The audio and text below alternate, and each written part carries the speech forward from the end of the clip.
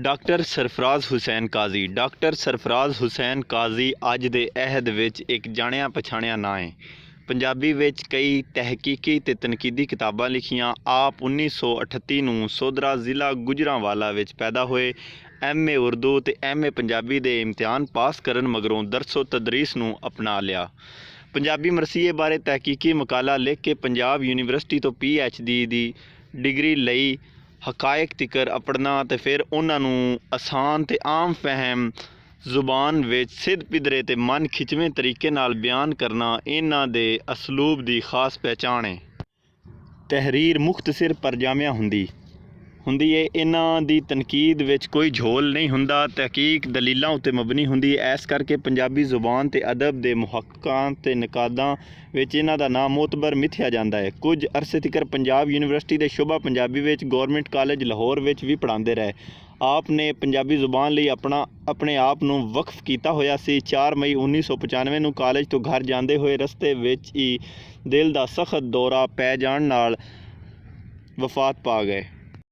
आप दियां पंजाबी जुबान ते अदब बारे छपण वालियां तहकीकी ते तनकीदी किताबां विचों नवीं नज़म वारिस निरा वारिस, तसव्वुफ ते पंजाबी दे सूफी शायर, पंजाबी लोक गीतां दा फनी तजज़िया ते तनकीदी असूल ते नज़रिए ज़्यादा मशहूर ने। तसव्वुफ ते पंजाबी जुबान ਇਹ ਗੱਲ ਮੰਨੀ ਹੋਈ ਹੈ ਜਦੋਂ ਵੀ ਕਿਸੇ ਮੁਆਸ਼ਰੇ ਵਿੱਚ ਅਖਲਾਕੀ ਕਦਰਾਂ ਦਾ ਜ਼ਵਾਲ ਹੁੰਦਾ ਹੈ ਤੇ ਬਜ਼ੁਰਗਾਂ ਦਾ ਧਿਆਨ ਦੀਨ ਦੀਆਂ ਕਦਰਾਂ ਕਾਇਮ ਕਰਵਾਉਣ ਵੱਲ ਹੋ ਜਾਂਦਾ ਹੈ। ਇਹ ਲੋਕ ਦੀਨ ਨੂੰ ਅਮਲੀ ਸੂਰਤ ਵਿੱਚ ਲੁਕਾਈ ਅੱਗੇ ਰੱਖਦੇ ਨੇ। ਸੌਖੀਆਂ ਤੇ ਸਿੱਧੀਆਂ ਲਫ਼ਜ਼ਾਂ ਵਿੱਚ ਇਸ ਅਮਲੀ ਸੂਰਤ ਨੂੰ ਤਸੱਵੁਫ ਕਿਹਾ ਜਾਂਦਾ ਹੈ। ਤਸੱਵੁਫ ਬਾਰੇ ਕੁਝ ਲੋਕ ਇਹ ਵੀ ਆਖਦੇ ਨੇ ਕਿ ਹਯਾਤੀ ਦੇ ਦੁੱਖਾਂ ਕੋਲੋਂ ਨੱਸਣ ਦੀ ਇੱਕ ਰਾਹ ਹੈ। ਇਹ ਦਰੁਸਤ ਨਹੀਂ। तसव्वुफ विच एक सूफी दीन दी रूह नूं अमली तौर ते अपनांदा है ते दूजे लोकी उस दे अमल नूं वेख के दीन दियां सीधियां राहां ते टुर पैण। हजूर नबी करीम सल्लल्लाहु अलैहि वसल्लम दे मुबारक दौर विच असहाबे सुफ़ा मौजूद सन जिहड़े कि अमली तलीम देण लई एक नमूना बन गए सन। सूफियां ने भी तसव्वुफ दे मैने खोल के दस्सण दी कोशिश की है ते अपने अपने ख्याल मुताबक इहदी तारीफ की है। जिवें हज़रत ज़करिया इंसारी आखदे ने कि तसव्वुफ ओ इलम है जिहदे विच नफ्स दी सफाई, अखलाक दी सफाई, अंदरली ते बाहरली दुनिया दी तमीर ते तशकील ते अंदरली बाहर दुनिया दा इलम हो जांदा है। इमाम कशीरी रहमतुल्लाह अलैह भी इहदा मतलब बातन दी तमीर ते इसलाह नाले अखलाक दी पाकीज़गी करार देंदे ने। इमाम गज़ाली रहमतुल्लाह आखदे ने कि तसव्वुफ नफस दियां ख्वाहिशां नूं मुका दिंदा है, दिल नूं गैर अल्लाह तो पाक कर दिंदा है। हज़रत अबुल हसन नूरी रहमतुल्लाह इहदे विच इन्ना को वादा करदे ने कि तसव्वुफ गैर शरी नफसानी ख्वाहिशां नूं तरक कर देण दा नाम है। कुछ बुजुर्ग तसव्वुफ नूं आला अखलाक दा नाम भी देंदे ने। सैयद अब्दुल कादर जिलानी ने वाज़े लफ्ज़ां विच गल मुकाई है कि तसव्वुफ 8 शैवां दा नाम है।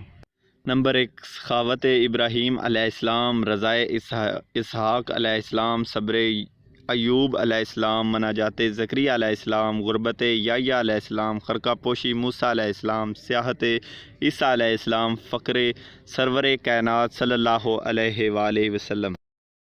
दूजियां ज़बानां दे अदब वांगू पंजाबी अदब विच भी तसव्वुफ नूं बयान किया गया है। पंजाबी शायरी दी तारीख उत्ते जात पाइए तो शायरी दी इब्तदा ही सूफियाना फिक्र तो हुंदी है। पंजाबी जुबान दे पहले शायर शाह शम्स सब्ज़वारी रहमतुल्लाह अलैह सामने आउंदे ने।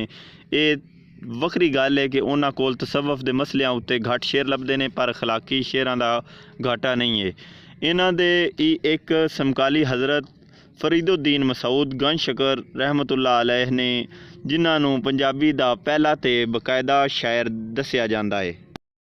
उन्हां दी शायरी विच आखरत दा खौफ ते नेक अमलां दी तलकीन ते बहुता जोर दिता गया है। इबादत दे नाल नाल बंदियां दे हकूक दे मामलात भी इन्हां दे बोलां विच भी मौजूद ने। उठ फरीदा वज़ू साज, सुबह नमाज गुजार, जो सर ना निवें सो सर कप उतार। इबादत दे नाल सबर ते शुक्र दी तलकीन भी आप को लभदी है क्यों जे ये कैफियत इंसान दे दिल दियां बेचैनियां नूं भी दूर करदी है नाले दुनिया दी हकीकत भी खुल के सामने आ जाती है। बाबा फरीद होरी आखदे ने रुखी सुखी खाए के ठंडा पानी पी, फरीदा वेख पराई चोपड़ी ना तरसाई जी। मुगलों के दौर में शाह हुसैन रहमतुल्लाह अलैह लाहौरी का नाम सामने आता है। ये मस्त अलस्त बुजुर्ग सन ते हज़रत बायजीद बस्तामी दे मलामती फ़िरके नाल तल्लक रखते सन। शाह हुसैन रहमतुल्लाह अलैह होरां पंजाबी अदब नूं एक नवीं सिनफ काफ़ी नाल अशना कीता। अपनियां काफ़ियां नूं वखरियां वखरियां रागां दे मुताबिक लिखिया। शाह हुसैन वाहदतुल वजूद दे कायल सन। उन्हां उत्ते जज़ब दी कफीयत रहिंदी सी ते इहो जज्बा उन्हां दियां काफ़ियां विच मौजूद है। मिलाप ते जुदाई दियां कफीयतां आप दियां काफ़ियां विच बड़े दर्द नाल भरियां लभदियां ने।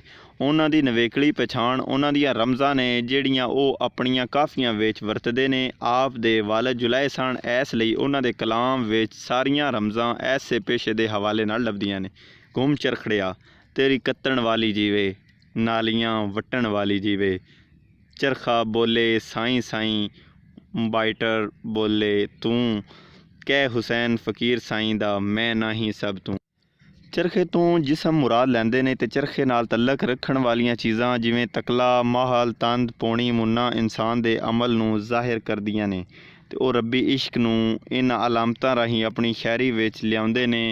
ते मुगल दौर दे दूजे वड्डे सूफी शायर हज़रत सुल्तान बाहू रहमतुल्लाह ने बाबा फरीद वांगू ये भी अरबी ते फ़ारसी दे आलम सन ते उन्हां ने इन्हां ज़ुबानां विच ढेर सारियां किताबां लिखियां। सुल्तान बाहू रहमतुल्लाह अलैह पंजाबी शायरी विच सी हरफी दे मोढी ने। 4 मिसरियां नूं उर्दू दे हरूफे तहजी दी तरतीब तो ही शुरू करदे ने। अपना मतलब इन्हां 4 मिसरियां विच इंज पूरा करदे ने जिवें फ़ारसी विच रुबाई करदी है। सुल्तान बाहू रहमतुल्लाह ने अपनियां सी हरफियां विच दुनिया तो नफरत, मुरशद नाल अकीदत ते नफ्स नूं मारन ते जोर दिता है। उन्हां ने अपनी शायरी राहीं बंदे नूं अल्लाह तिकर अपड़न दी तलकीन कीती है। अलिफ ए तन मेरा चश्मा होवे मैं मुरशद वेख ना रज्जां, लूं लूं दे मुड लख लख चश्मा, एक खोलां हिक कज्जां हो, इतना डिठियां सबर ना आवे, होर किसे वल भज्जां हो, मुरशद दा दीदार है बाहू, मैनू लख करोड़ां हज्जां हो। मुगल दौर के जवाल के शुरू में एक होर वड्डे सूफी शायर सामने आउंदे ने। ये बुल्ले शाह रहमतुल्लाह होरी ने। उन्हां उत्ते अक्सर मस्ती ते मदहोशी तारी रहिंदी है। वह वाहदतुल वजूद ते वाहदतुल शहूल दोवां दे कायल ने।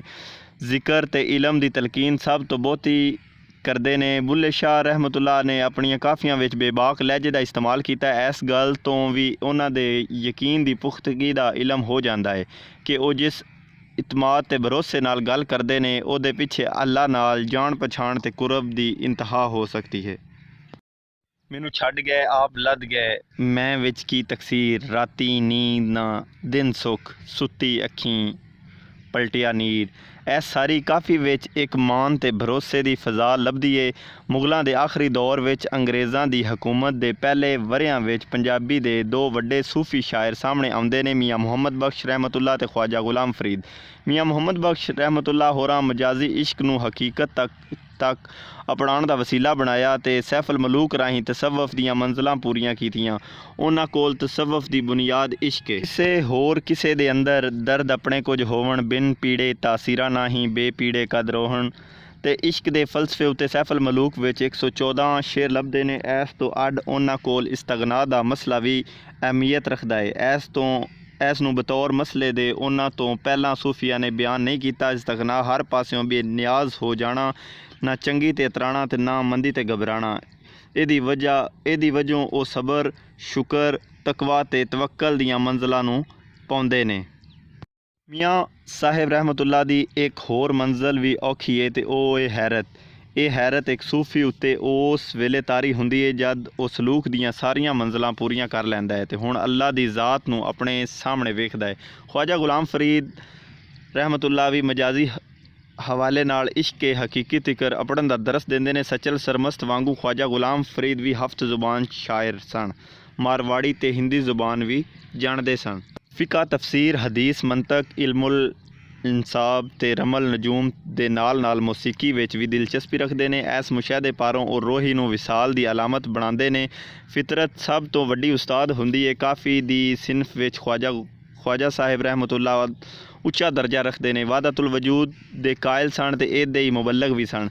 उन्हां दी सब तो वड्डी खूबी ਉਹਨਾਂ ਦੇ ਲਹਿਜੇ ਦੀ ਮਿਠਾਸ ਹੈ, ਜਿਹਦੇ ਵਿੱਚ ਉਹ ਅੱਲਾ ਦੀਆਂ ਵੱਖੋ ਵੱਖਰੀਆਂ ਸਿਫਤਾਂ ਤੇ ਸ਼ਾਨਾਂ ਬਿਆਨ ਕਰਦੇ ਨੇ। ਬਣ ਦਿਲ ਬਰ ਸ਼ਕਲ ਜਹਾਨ ਆਇਆ, ਹਰ ਸੂਰਤ ਐਨ ਅਯਾਨ ਆਇਆ। ਇਸ਼ਕ ਰਸੂਲ ਸੱਲੱਲਾਹੁ ਅਲੈਹਿ ਵਸੱਲਮ ਵੀ ਉਹਨਾਂ ਦੀ ਸ਼ਾਇਰੀ ਵਿੱਚ ਔਖਾ ਲੱਭਦਾ ਹੈ। ਪੰਜਾਬੀ ਸ਼ਾਇਰੀ ਦੀ ਝੋਲੀ ਸੂਫੀ ਸ਼ਾਇਰਾਂ ਤੇ ਤਸਵਫ ਨਾਲ ਭਰੀ ਹੋਈ ਹੈ। ਅਲੀ ਹੈਦਰ ਮੁਲਤਾਨੀ ਰਹਿਮਤੁल्लाह, ਸੈयद ਹਾਸ਼ਮ ਸ਼ਾਹ ਤੇ ਹਦਾਇਤੁल्लाह ਦੇ ਨਾਂ ਵੀ ਤਸਵਫ ਵਿੱਚ ਜਾਣੇ ਪਛਾਣੇ ਨੇ। ਰਵਾਇਤੀ ਤਸਵਫ ਤੇ ਹਰ ਸ਼ਾਇਰ ਕੋਲ ਲੱਭਦਾ ਹੈ, ਉਹ ਭਾਵੇਂ ਵਾਰਿਸ ਸ਼ਾਹ ਦੀ ਹੀਰ ਹੋਵੇ ਤੇ ਭਾਵੇਂ ਮੌਲਵੀ ਗੁਲਾਮ ਰਸੂਲ ਆਲਮਪੁਰੀ ਦੀ ਆਸਾनुल ਕਸਸ, ਇਕਬਾਲ ਦਾਇਮ ਦਾ ਜੰਗਨਾਮਾ ਹੋਵੇ ਤੇ ਭਾਵੇਂ ਪੀਰ ਫਜ਼ਲ ਗੁਜਰਾਤੀ ਦੀ ਗਜ਼ਲ।